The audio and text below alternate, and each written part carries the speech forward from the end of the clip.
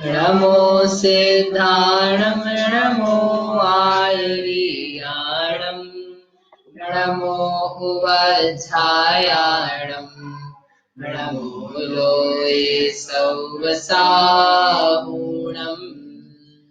मोक्षमार्गस्य नेतारं भेत्तारं कर्मभूभृतां ज्ञातारं विश्वतत्त्वानां वन्दे तद्गुणलब्धये। परम मांगलिक ग्रंथ श्री तत्वार सूत्र मोक्ष शास्त्र है। इसके रचयिता आचार्य भगवान श्री उमा स्वामी हैं। इसमें 10 अधिकार हैं। इन 10 अधिकारों में 7 तत्वों का वर्णन है। इसमें से अपना चल रहा है पहला अधिकार। इस पहले अधिकार में जीव तत्व के बारे में वर्णन चालू किया और आचार्य महाराज ने कहा मोक्ष तुम्हारा हित का रूप है, तो मोक्ष की प्राप्ति कैसे होती है। तो मोक्ष का मार्ग बताया। क्या बताया मोक्ष का मार्ग? सम्यक दर्शन, सम्यक ज्ञान और सम्यक चारित्र। एक एक करके कि सब मिला करके? सब एक साथ हो तो मिल करके मोक्ष मार्ग है। इस सूत्र से 7 प्रकार के अज्ञान का निवारण किया था कि 7 प्रकार का अज्ञान नहीं होता। इस सूत्र से सिद्ध होता था। बोलो 7 प्रकार का अज्ञान कौन सा है? जैसे सिर्फ सम्यक दर्शन से और सिर्फ सम्यक ज्ञान से ही। हाँ, कोई सम्यक दर्शन अकेले से मोक्ष मानता है, कोई सम्यक ज्ञान अकेले से, कोई सम्यक चारित्र से, कोई सम्यक ज्ञान सम्यक दर्शन से, कोई सम्यक दर्शन सम्यक ज्ञान से, सम्यक दर्शन सम्यक चारित्र से, कोई सम्यक दर्शन सम्यक चारित्र से, कोई सम्यक ज्ञान सम्यक चारित्र, कोई सम्यक ज्ञान सम्यक चारित्र से, या सिर्फ तीनों में से किसी से भी नहीं। तीनों में से ही नहीं, किसी से भी नहीं मोक्ष मार्ग मानता है। जैसे 7 प्रकार के ज्ञान है भाई। कोई लोग क्या मानते हैं, अकेला सम्यक दर्शन कर लिया मोक्ष हो गया। कोई मानते ज्ञान हमने बहुत प्राप्त कर लिया मोक्ष हो गया। कोई मानते चारित्र हम बहुत धारण कर रहे हैं तो मोक्ष हो जाएगा। आचार्य कहते हैं आप तीनों ही कैसे हो? भ्रम में हो, अज्ञान में हो, मोक्ष मार्ग से दूर हो। तीनों अकेले अकेले अलग अलग इंडिविजुअली मोक्ष मार्ग नहीं है। ऐसे 7 का अज्ञान का निराकरण हुआ। तो ये अपन ने कर लिया था। आपको बहुत अच्छे से सोचना चाहिए। सूत्र है ना, 7 प्रकार का ज्ञान बहुत अच्छे से सोचना चाहिए, क्योंकि अपन उन्हीं अज्ञानों में है। कोई ज्ञान मात्र के पीछे है, कोई चारित्र मात्र के पीछे है, कोई सम्यक दर्शन मात्र के पीछे। अपने को तो इस भाव में क्या करना है? सम्यक दर्शन मात्र प्राप्त करना है, बाकी फिर तो हो जाएगा। तुम्हारी दृष्टि खराब है, लक्ष्य बराबर नहीं है। जो आपने बनाया ना गोल, या जो आप बात कह रहे हो ये अधूरी है। आप रत्नत्रय को जब तक सामने नहीं रखोगे तब तक स्पष्ट नहीं होगा और तब तक मोक्ष मार्ग भी नहीं बनेगा। हमें प्राप्त क्या हो वो अलग चीज है, लेकिन आप ध्यान कहाँ लगा के रखो उसका बहुत प्रयोजन है। इसलिए पहला सूत्र ये बहुत अज्ञान का निवारण करने वाला। ठीक है, फिर आगे कहा था सम्यक दर्शन। बोलो सम्यक दर्शन किसे कहते हैं? सोमवार इससे थोड़ा डिवीजन करेंगे 5-10 मिनट। हाँ, तत्वार्थ श्रद्धानम सम्यक दर्शन मतलब जैसा है उसका वैसा। हाँ, जैसा पदार्थ है उसका वैसा का वैसा श्रद्धान करना, उसका नाम सम्यक दर्शन है। ठीक है, संदीप फोन पे आप बताओगे कि सूत्र में अर्थ भी आया। तत्वार्थ में तत्व है और अर्थ है, इन दोनों शब्दों का अर्थ क्या है? तत्व तो जो वस्तु का जैसा भाव है, और अर्थ है कि वो उसका मतलब प्रयोजन क्या है, मतलब प्रयोजन क्या है? नहीं प्रयोजन नहीं है, मतलब उसका भाव, उसका तो भाव है, उसका भाव ही तो तत्व है। भाव तो अर्थ वही है ना कि तो उसका जो क्या बोलते हैं उसको? अर्थ की डेफिनेशन बताई थी। अर्थ किसे कहते हैं? विराग आप बताओगे? विराग अर्थ किसे कहते हैं? पदार्थ को, मतलब पदार्थ को अर्थ कहते हैं। हाँ, ये मन से बताया है। जो यहाँ लिखा हुआ था ना वो हम पूछ रहे हैं, अर्थ किसे कहते हैं। नोट्स में भी था ये। नहीं, बोलो अर्थ किसे कहते हैं? भावार्थ बताया था ना, मतलब जो भाव जिसमें हाँ पाया जाता पदार्थ है, है वो मतलब तो जो बता दिया धारण मैंने। जिसने किया, मतलब जो भाव जिसमें पाया जाता है वो अर्थ है। वो ठीक है, अर्थ का अर्थ बताओ जो बताया था। प्रयोजन तो दूसरा अर्थ हमने बताया था कि अर्थ शब्द के अनेक अर्थ हैं, उनमें से एक अर्थ प्रयोजन है। अर्थ है ना जिसका निश्चय किया जाता है, उससे अर्थ कहते हैं, ये बताया ना। जिसका निश्चय किया जाता है, जिसका निर्णय किया जाता है, और फिर कहा था तत्वेन अर्थः तत्वार्थ। तत्वार्थ शब्द है ना, ये ग्रंथ का नाम है तत्वार्थ सूत्र भैया। तुमसे कल कोई पूछ ले तत्व क्या, अर्थ क्या, तो तुम बोले हम तो 10वें अधिकार पहुंच गए हैं, मैं 10वां छोड़ दो। मुझे तो पहले ही बता दो तुम। तत्वार्थ मतलब क्या? तत्व ने वस्तु का भाव, तस्य भावः तत्वम अर्यते निश्चयते इति अर्थम। जिसके द्वारा पदार्थ का निश्चय किया जाता है या जिसका निश्चय किया जाता है उसको बोलते हैं अर्थ। जिसका निश्चय किया जाता है उसको बोलते हैं अर्थ, और तत्व के द्वारा निश्चय किया जाता है, इसलिए तत्वेन तृतीया लगाई, तत्वेन अर्थ। वस्तु के भाव के द्वारा वस्तु का निश्चय किया जाता है, निर्णय किया जाता है। पदार्थों को समझना है ना, बिना पदार्थों को समझे हुए निर्णय कैसे होगा? इसलिए पदार्थों को समझा जिसके द्वारा जाता है वह तत्व है, और उसके द्वारा जिसको समझा जा रहा है वह अर्थ है। सामान्य रूप में आप कहो पदार्थ को अर्थ कहते हैं, वस्तु को अर्थ कहते हैं, ठीक है, लेकिन जब अपन समझ चुके हैं तत्वार्थ है तो बराबर आना चाहिए, ठीक है। ऐसे तत्व अर्थ से श्रद्धान करने का नाम है तत्वार्थ। सम्यक दर्शन, और उसको सम्यक दर्शन की प्राप्ति के उपाय के अंतर्गत रखा है। फिर ये कहा था सम्यक दर्शन की उत्पत्ति के दो उपाय हैं, दो तरीके हैं, वो बताना है। मिताली आप बताओगे सम्यक दर्शन की उत्पत्ति के दो उपाय कौन से हैं? हाँ भैया, निसर्गज और आदिगमन। हाँ, क्या अर्थ है इनका? निसर्गज मतलब जो पहले से स्वभाव से ही है, वो नेचुरली है। और आदिगमन मतलब अभी ग्रहण किया हुआ, पर के उपदेश से वगैरह ग्रहण किया हुआ। थोड़ा सा शब्द बदलने पड़ेंगे। नैसर्गिक में आप कह रहे हो कि जो पहले से ही हो, वैसा सम्यक दर्शन। जो स्वभाव से हो, नहीं जो स्वभाव से हो। हाँ ऐसा कहो, उत्पत्ति के उपाय अपन कह रहे हैं ना, तो ऐसा कहो नैसर्गिक सम्यक दर्शन ने जो बिना किसी पर के निमित्त के स्वतः स्वभाव से हो, वह कहलाता है नैसर्गिक सम्यक दर्शन। और दूसरा कौन सा बोला आपने?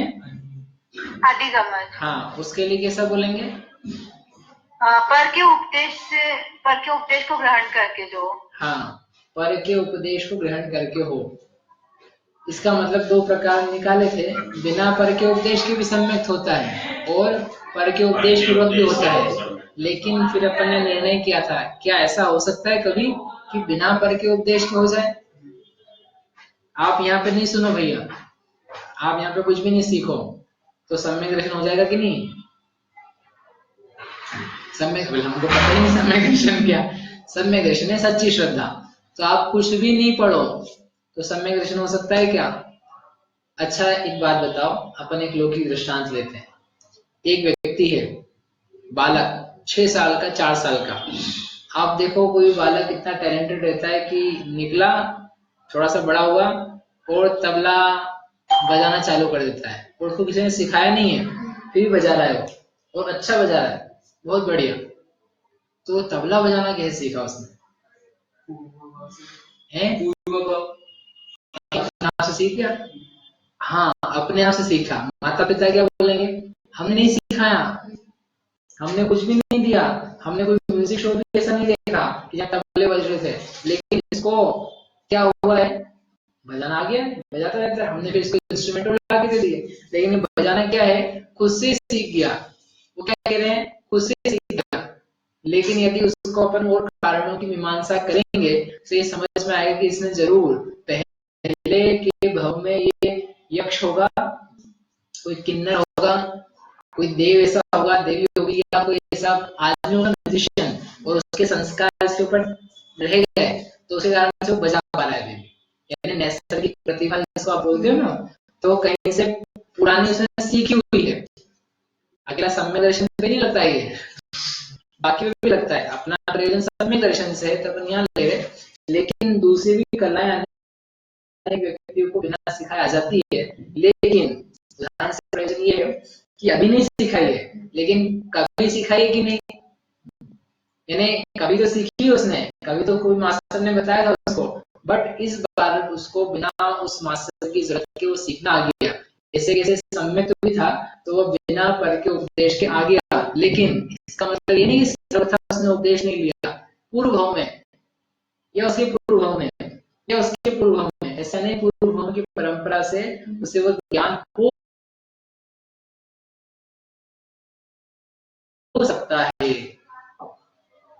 आप इसे सोच लीजिए कि आप हम जो ज्ञान प्राप्त कर रहे हैं यदि आप अच्छे से प्राप्त करो तो हो सकता है कि वर्तमान में आप सम्यक को प्राप्त कर लो, रत्नत्रय को धारण कर लो, लेकिन कदाचित ना हो पाए किसी के साथ, कमी रह जाए पुरुषार्थ में, तो हमारा ज्ञान ऐसा हम प्राप्त करें कि वो हमारे लिए भविष्य में काम करे।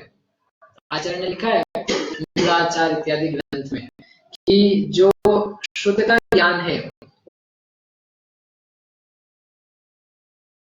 वो शुद्ध का ज्ञान इस जीव ने ऐसा प्रकट प्राप्त किया, ये शुद्ध ज्ञान भविष्य में केवल ज्ञान को बुलाता है, आह्वान करता है, केवल ज्ञान आओ। कौन बुलाता है? शुद्ध ज्ञान बुलाता है, और ये शुद्ध ज्ञान भविष्य में बुलाता है, अभी नहीं बुला पा रहा है ना, तो भविष्य में बुलाता है। यानी हम इतनी निर्मलता से जिनवाणी को पढ़े सुने समझे कि वापस से यह ना मिले कदाचित दुर्भाग्य से, तो पुराना ही हमारे काम आ जाए। जैसे कहते हैं ना, ऐसी कमाई करो कि तुम्हारे आड़े टेढ़े में काम आए, आड़े पड़े में, तो ऐसी कमाई करो कि कभी तुम आड़े पड़े में पड़ जाओ, किसी विपत्ति में पड़ जाओ, इस भाव में अगले भाव में तुम्हें आगे पीछे आजू बाजू कोई जिन धर्म देने वाला बताने वाला नहीं हो, फिर भी तुम अपनी स्वयं की प्रज्ञा से, स्वयं की बुद्धि से, स्वयं के संस्कार से उसको उद्भूत कर सको, प्रकट कर सको। एक बार समझ में इस रीति से पढ़ना आना चाहिए, बिल्कुल एकाग्रता से, प्रसन्नता से मन लगा करके, ये मेरे हित की चीज है, ये मेरे स्वयं के लिए। ये दो सम्यक्त के हेतु कहे थे, उत्पत्ति के कारण कहे थे। फिर आगे पढ़ने पढ़ना चालू किए थे तत्व, तत्व के 7 भेद, जीव, अजीव, आश्रव, बंध, समण, निद्रा, मोक्ष, 7 तत्व हैं। इनमें से जीव अजीव को देखा था, और जीव अजीव के बाद में 5 तत्व हैं, तो 5 तत्व जीव अजीव के ही विशेष हैं, ऐसा वाक्य मिलेगा आपको। विशेष है यानी उनके ही भेद हैं, उनकी ही पर्याय हैं। आश्रव सुना कभी? आश्रव यानी क्या है? जीव की अवस्था। आश्रव यानी क्या है? पुद्गल की अवस्था। पुद्गल में भी किसकी अवस्था? कर्म की। दो हमें अपन पढ़ते हैं यहाँ से थोड़ा सा रिवाइज करके। ये अपन ने ये देखा था आश्रव के प्रकार और इन सबके द्रव्य भाव। जीव अजीव तो 2 पदार्थ हैं और उनमें से सबके 2-2 टाइप्स कहते हैं। अब अपना हो गया था आश्रव का प्रकरण पूरा। आश्रव किसे कहते हैं? कर्म के आने को आश्रव कहते हैं। किसे कहते हैं आश्रव? बोलो महेश जी, आश्रव किसे कहते हैं? समझाया फिर भी आप लोगों ने वही बोला। योग के आश्रव है जो आती है, कर्म तो आते हैं। बोलो मालिनी जी क्या? मालिनी जी नहीं है यहाँ पर। अविरल आप बताओगे आश्रव किसे कहते हैं? हाँ भैया जो मोह राग द्वेष के निमित्त से जो ज्ञान वर्ण आदि कर्म आते हैं उसे आश्रव कहते हैं। भाव आश्रव के निमित्त से जो द्रव्य आश्रव आते हैं उन्हें नहीं, तो भाव आश्रव में तो पूछा मैं आपसे, आप पहले से बोल रहे थे ना बराबर। भाव आश्रव होते हैं जो मोह राग द्वेष जो हमारी भावी परिणाम जो हमारी आत्मा में उत्पन्न होते हैं वो भाव आश्रव। ठीक है। और जो उसके निमित्त से जो कर्म रूपी वो द्रव्य आता है वो उससे द्रव्याश्रय। बढ़िया, ठीक है। आपने आप तीनों ने आप क्या बोल रहे थे? द्रव्याश्रय अकेला। अब तो अपन ने सीख लिया, अब तो पूरा बोलो क्या।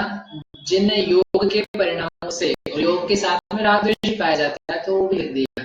जिन मोह राग द्वेष योग के परिणामों से कर्म आते हैं उससे उन परिणामों को क्योंकि उससे अकेला हमने इसलिए यहाँ पे पूरा लिखा है ये तो कंफ्यूजन देता है बच्चों को कि ये उसे मतलब क्या है। जैसे जिन मोह राग द्वेष के निमित्त से ज्ञान वर्णन कर्म आते हैं उन्हें भावाश्रय कहते हैं। अब उसे में क्या लेना, जीव लेना, कर्म लेना कि भाव लेना, क्या लेना, तो इसलिए क्लियर करने के लिए लिख दिया मोह राग द्वेष योग लगाना। योग उन योग के परिणामों को, योग यानी प्रदेशों के परिस्पंदन को आश्रव कहते हैं। कौन सा आश्रव? भावाश्रव। बात ख्याल में, यानी बेसिकली जीव की परिणति है, पर्याय है। पर्याय का नाम आश्रव है, द्रव्य का नाम आश्रव नहीं है। आश्रव एक भाव है, भाव। आश्रव यानी एक पर्याय है, अवस्था है। अवस्था ये जानने से क्या फायदा है? अवस्थाएं बदलती हैं, चेंज होती है, यानी भावाश्रव से उस भावाश्रव का बदलना हो सकता है, बंद होना हो सकता है। जीव है, जीव द्रव्य की पर्याय है, वस्तु है कि एक अवस्था है, तो कहना पड़ेगा वस्तु है। तो जीव बदल करके अजीव नहीं बन सकता है, क्यों? क्योंकि वस्तु है। लेकिन आश्रव बदल करके संवर बन सकता है, क्यों? ये पर्याय है। समझना न्याय है। जीव का बदल करके अजीव में नहीं कन्वर्ट कर सकते हो, लेकिन आश्रव को बदल करके संवर बना सकते हो। बंध को बंद करके मोक्ष कर सकते हो। बंद नहीं होगा तो मोक्ष कैसे होगा? आश्रव यदि बंद नहीं होगा तो संवर कैसे होगा? लेकिन जीव को बंद करके, जीव को समाप्त करके अजीव बना दो। जीव को अजीव बना सकते हो क्या? एक देह में से जीव का वियोग करा के अन्य जगह पहुंचा सकते हो, मरण में कारण बन सकते हो, लेकिन जीव को अजीव बनाने का काम कोई कर सकता हो तो हमारे पास ले आना संभव नहीं है। लेकिन आश्रव को संवर में बदलने का काम संभव है, इसलिए ये भाव है, भावाश्रव कहते हैं। और ऐसा भावाश्रव के निमित्त से, अब क्या बोल रहे थे? कर्म का आनंद, उसका बोलते हैं द्रव्याश्रव। ठीक है, ये अपन ने कर लिया था, अब आगे बढ़ते हैं। ये कर लिया था, बंद हो गया था, बंद चालू कर देता है, है ना? बंद करते हैं अपन आज, नहीं बंद करना है, पढ़ते हैं। जिन आत्मा के जिन परिणामों के निमित्त से कर्म आत्मा से संबंध रूप हो जाते हैं, पुनः जीव के मोह राग द्वेष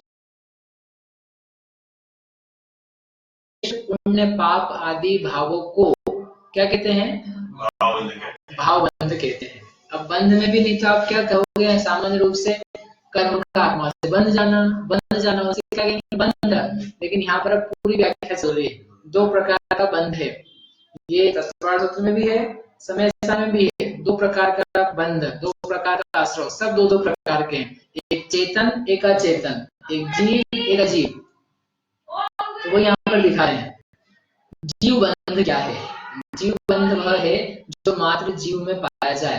क्या पाया जाए जीव में? जीव का परिणाम, जीव का भाव। तो कौन सा भाव है? जिसके कारण से कर्म आत्मा से जुड़ जाए। कर्म का जुड़ना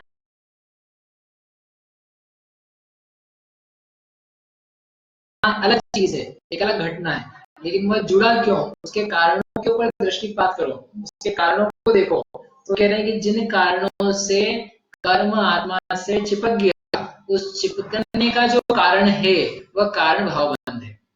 धूल आई, कमरे में धूल आई, तो धूल आने का कारण अपन ने देख लिया, क्या था? वो दरवाजा आ करके वो दीवार पे चिपक गई। तो ये चिपकने का कारण तो खोजना पड़ेगा। चिपकना एक घटना है, कर्म का धूल का आना एक घटना थी, उसका कारण खोजा दरवाजा। धूल का दीवार पे चिपकना ये भी एक घटना है, इसका कारण ढूंढो। क्या कारण है? क्या कारण है? धूल दीवार पे चिपक गई आकर के, उसका कारण क्या है? नहीं पता? घर की सफाई नहीं करी कभी आपने? बोलो, धूल कभी आ जाए और चिपक जाए घर में, इसका जो दीवार में एनर्जी रहती है जो अट्रैक्ट करती है उसके ऊपर चिपक जाता है। अच्छा, तो अपन फेंकेंगे चिपक जाएगी क्या? ऐसे नहीं चिपकेगी? ऐसे नहीं चिपकेगी। जैसे कि एक देखो, अच्छा आपके पास बाइक को साइकिल चलाई कभी? साइकिल में चेन होती है, तो चेन के ऊपर धूल वगैरह चिपकती है कि नहीं? साइकिल की चेन के ऊपर क्यों चिपकती है? या बाइक की चेन हो उसके ऊपर भी चिपकती है? ऑयली हो रहा है। हाँ,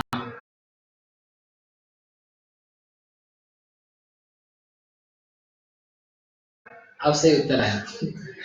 ऑयली हो जाती है, ऑयली यानी चिकनी हो जाती है। कैसे? ग्रीस से। ऐसी दीवार है, दीवार पे धूल आके चिपकती है, कारण क्या है? अट्रैक्शन नहीं, आप तेल मल दो इसके ऊपर अभी तो आपको क्या मिल जाएगी? धूल चिपक जाएगी यहाँ पर, इसी तीन दीवारों में। यानी चिपकने का कारण क्या है? ठहरने का कारण क्या है? चिकनाई। ऐसे कैसे ये कर्म है, कर्म आए, आ करके आप कह रहे हो कि आत्मा में रुक गए, बंद गए, ठहर गए, उनका संबंध हो गया, ये तो घटना हुई है, घटना। कारण ढूंढो, कारण।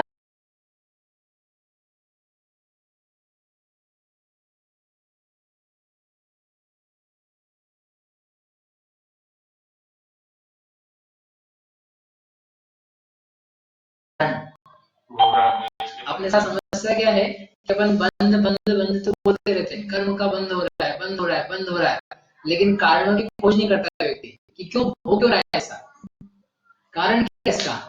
यहाँ कारण भाव बंध के रूप में बता रहे हैं कि यह जीव तुमने कुछ करा है, चिकनाई पैदा करी है, चिकनाई के बिना चिपकेंगे नहीं। क्या चिकनाई करी मैंने? मोह, राग, द्वेष, इनका नाम है स्नेह परिणाम। एक शब्द में स्नेह होता है तेल, स्निग्ध, स्नेह समझते? दीपक में होता है स्नेह, स्नेह है जिसमें चिकनाई है, ऐसा वह तेलीय पदार्थ तेल।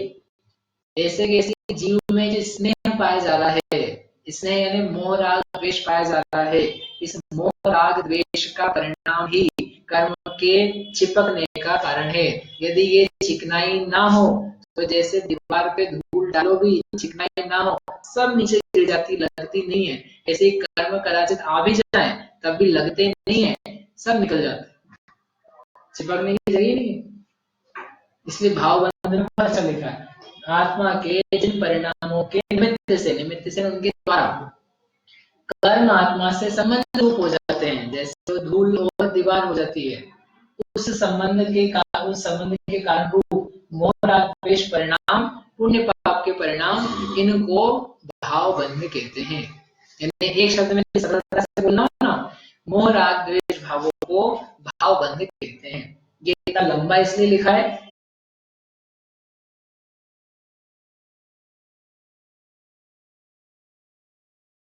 समझ में आ जाए क्या हो रहा है। इसमें कारण भी आ गया, कार्य भी आ गया। मोह राग द्वेष रूप कारण होता है, तब ये कर्म का आत्मा संबंध रूप जो द्रव्य बंध है वो कार्य हो जाता है। भाव बंध कारण है, द्रव्य बंध कार्य है। भाव आश्रव कारण है और द्रव्य आश्रव कार्य है। कारण कार्य समझ में आता है ना, कि कारण मिला तो कार्य हुआ, मोह राग द्वेष किया यानी कारण मिला तो कार्य होगा। क्या कार्य होगा? कर्म के आत्मा से संबंध होने का काम, उसको आप बोलेंगे द्रव्य बंध। क्या लिखा है द्रव्य बंध के लिए?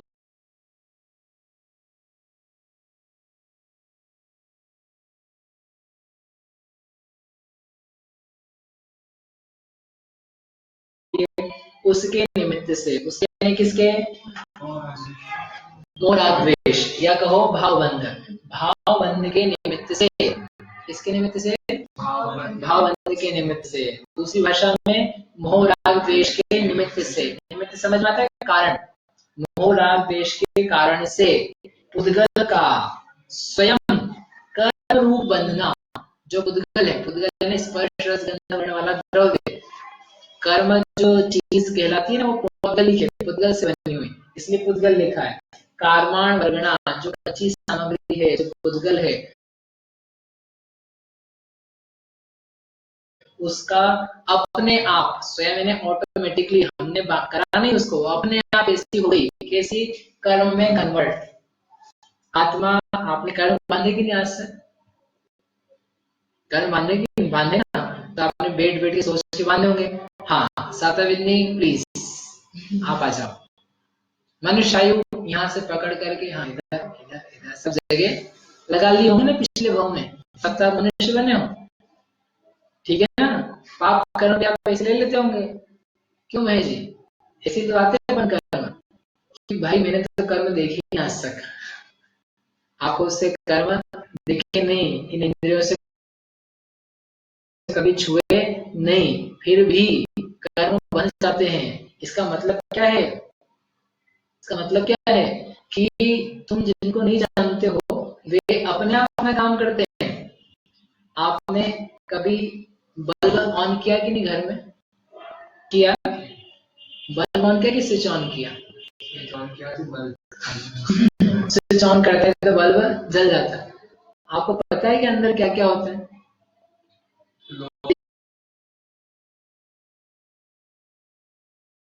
देखा आपने कभी? अच्छा, इलेक्ट्रिसिटी, उसको बिजली देखी आपने कभी? बिजली बिजली देखी? बिजली आसमान की बिजली नहीं, ये जो तारों में दौड़ रही है वो बिजली, वो देखी क्या महेश? आप ये सब पढ़े हो, बोलो, बिजली देखी क्या कभी लेबोरेटरी में? नहीं है, नहीं दिखती है, फिर भी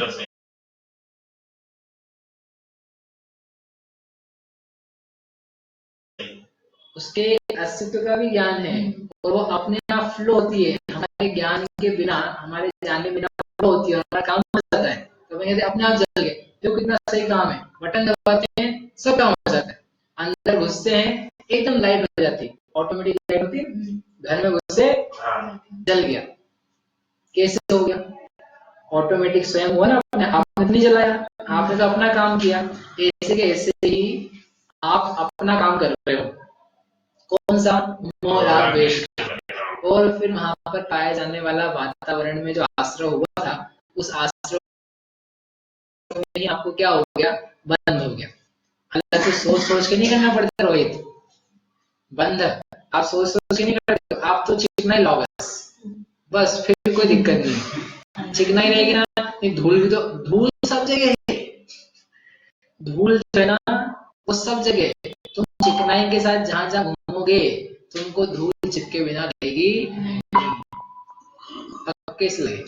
कोई भी होने हो, चाहे आप हो, चाहे एक इंद्रिय हो, चाहे कोई श्रवण हो, चाहे सम्यक दृष्टि हो, चाहे भगवान हो, उनके जिनके कारण मिलेंगे उनको वैसा कार्य होगा, ठीक है? इसलिए ये द्रव्यबंध है, इसमें स्वयं शब्द लगा है ना, ये महत्वपूर्ण है। ये समय सार जी की तरीके से आया है, कर्म स्वयं बनते हैं, तुम क्या करते हो? भावबंध। अब ये समझ में आ जाए ना, फिर आप ये कह लेना, ये समझ करके मैंने कर्म बांधे, इसका अर्थ क्या है?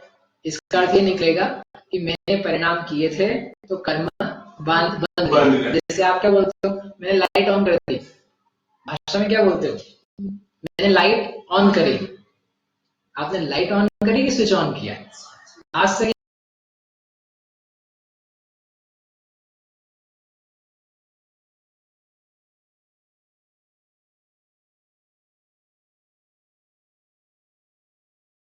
बोला होगा मैंने स्विच ऑन कर दिया। क्या बोलते हो? आपकी मम्मी क्या बोलती है? पंखा चालू कर दो। क्या कर लो? पंखा चालू। और आप फिर हाँ एक डंडा लाए बड़ा, वो घुमाना पंखे को, ऐसा पंखा चालू हो जाएगा। पंखा चालू करने के लिए क्या करते हो? तो मम्मी तो ये नहीं बोलती स्विच ऑन कर दे बेटा, क्या बोलती है? पंखा चालू कर दो। लेकिन समझ जाता है व्यक्ति, पंखा जिसके द्वारा से चालू होता है वो काम करो। इसीलिए हम बोलते हैं मैंने कर्म बांधे, तो तुम्हें समझ जाना चाहिए ये पढ़ने के बाद कि कर्म बांधे तो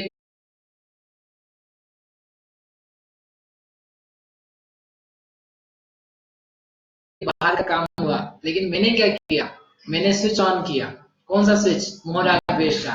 जब स्विच ऑन हुआ तो कर्म का पंखा चला और चल करके आ गया, सब आ गया, आता जा रहा है।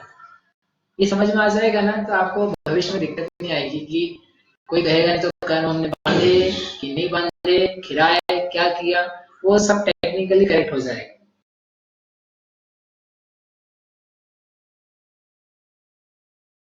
समझने की जरूरत है बस, भाषा का प्रयोग और भाषा का प्रयोजन। ठीक है, तो हमने कर्म बांधे यानी क्या हुआ? रोल रोहित, क्या हुआ? कर्म बांधे यानी मैंने ये परिणाम भाव बंध किया, भाव बंध के करने पर द्रव्य बंध हो जाता है। तो सीधे हम द्रव्य बंध पे दृष्टि डाली और डाल कर यानी कार्य पे दृष्टि डाली। इसको कहा था ना भी, ये कारण है और ये कार्य है, तो हमने कार्य पे दृष्टि डाली। आपने सीधे कार्य पे पंखा चला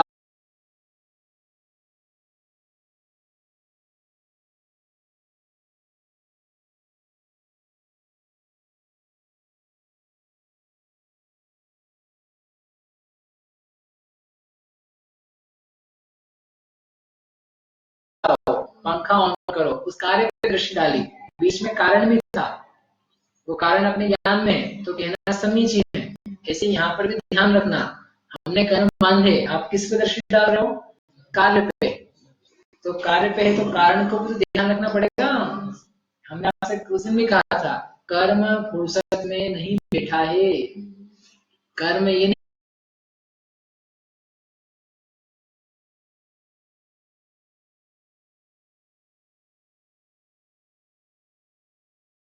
नहीं बैठा है कि मेरे को तो बांधना है जीवों को भैया, दुखी करना सबको, क्योंकि हम दुखी करने वाले लोग हैं, हम तो दुखी करेंगे।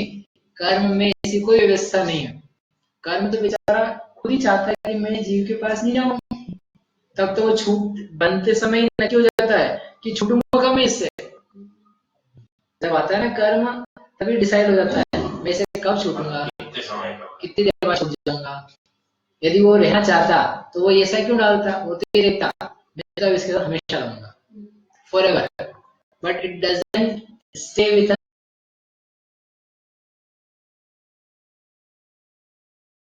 us forever.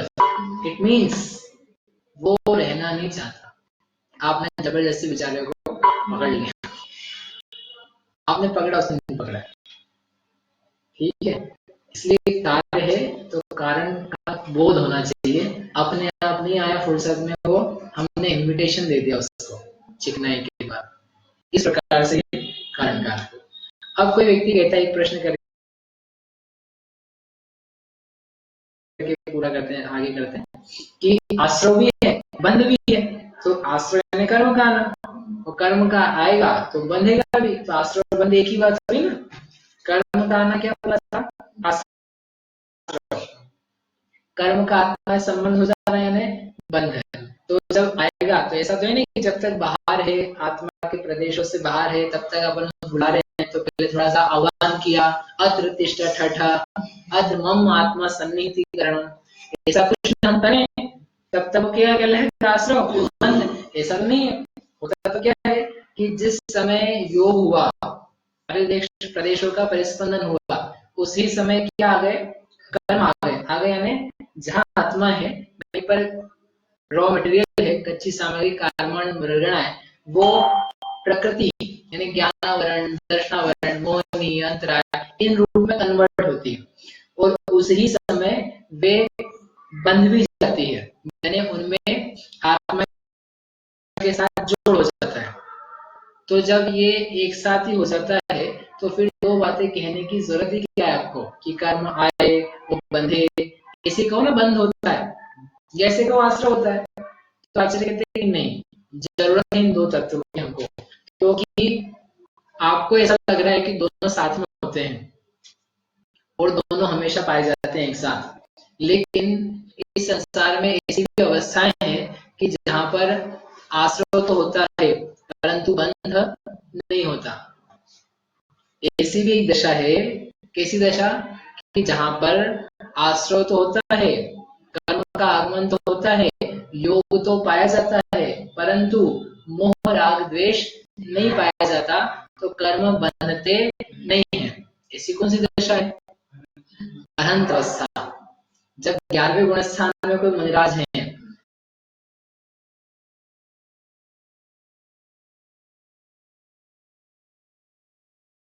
12वें गुण स्थान में मुनिराज है या 13वें गुण स्थान में भगवान है, इन 3 अवस्थाओं में कर्म आते तो हैं, आश्रय होता है, परंतु आश्रय के होने पर भी बंधन, मोह राग द्वेष नहीं है, इसलिए बंधन नहीं होता। तो आश्रय क्यों होता है? आश्रय के कारण मौजूद है, योग मौजूद है, इसलिए क्या हो जाता है? आश्रय। इसलिए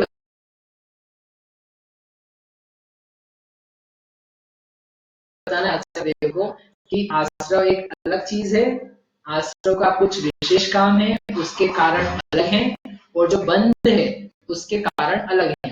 ये दिखाने के लिए आश्रय बंध दो अलग अलग की। आश्रय हो तो बंध हो ऐसा नियम नहीं है, बंध होगा तो आश्रय होगा ऐसा नियम, ऐसा तो नियम है। 10वीं पास करी भैया, 10वीं पास करी है तो 12वीं पास करे, ये नियम नहीं है। लेकिन 10वीं पास करी है तो 8वीं पास करी होगी ना, ठीक है। आप आगे वाला देखोगे, बंध तो बंध हुआ है तो आश्रय तो हुआ ही है, लेकिन आश्रय हुआ है तो बंध हो ऐसा नियम नहीं है। लेकिन इतना ध्यान रखना कि जो उसके पहले वाले जीव हैं, 11वें गुण स्थान के पहले वाले, उनको तो आश्रय भी होता है, यदि आश्रय हुआ है तो बंध होता ही है। जैसे हम आप जितने बैठे हैं, 10वें गुण स्थान तक के जो मुनिराज भी हैं, उनको भी आश्रय होगा और बंध भी नियम से होगा। कम होता जाएगा, यद्यपि जैसे जैसे परिणाम विशुद्ध होंगे, परंतु बंध उस समय तक पाया जाता है, और बंध होने के कारण से आश्रय भी पाया जाता है। नहीं तो आप ये सीख के चले जाओ, अच्छा आश्रय होता है बंध नहीं होता है, तो अपने को ऐसा हो सकता होगा अभी कि अपन थोड़ा सा बैठे, हाँ अब क्या हो गया, आश्रय हुआ बंध है, अभी नहीं होता। ये कब होता है? ऊपर के गुण स्थान में, मुनिराज की अवस्था में, वो भी श्रेणी की अवस्था में, ठीक है। इस प्रकार से ये दो तत्वों का कारण कार्य संबंध और इनके आपस में क्या संबंध है वो यहाँ पर अपन ने समझा।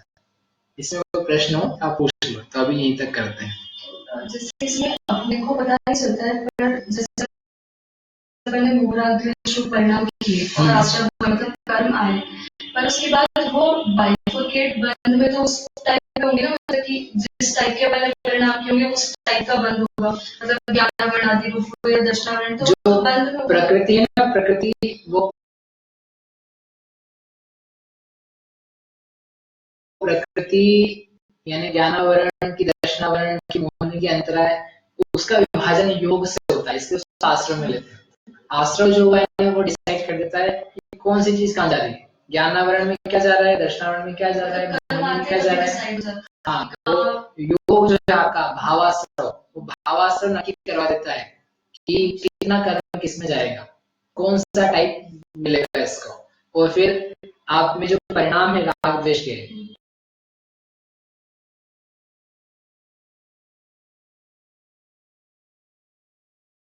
उसके अनुसार ये बंधेगा कैसा, कितनी देर रहेगा, कितना फल देगा, ये उसके मोह राग द्वेष के परिणामों से डिसाइड होगा। ठीक है, ऐसे दो तत्व हुए। अब बाकी विशेष तत्व पर करते हैं। जावाणी के ज्ञान ते सूझे लोकालो, सोवाणी